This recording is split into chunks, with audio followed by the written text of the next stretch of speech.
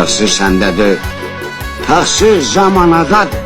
Düzlük yox, Allah qorxusu yox, namus, vicdan, qeyrət.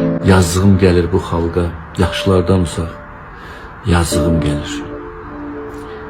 Məhv olmuş cəmiyyət, məhv olmuş beyinlər, məhv olmuş insanlar, pozğunu, fahişəni qəhrəman eləyib bu xalqın gözünə soxanlar. Utanın. Nə vaxtsa cavab verəcəksiniz. Zamanı var, bəlkə də verməyəcəksiniz. Çünki siz çoxsunuz. Kim kimə cavab verəcək? Siz özünüzə, siz çoxsunuz. Yaxşılardan uzaq, yenə deyirəm. 10-20% yaxşılardan uzaq.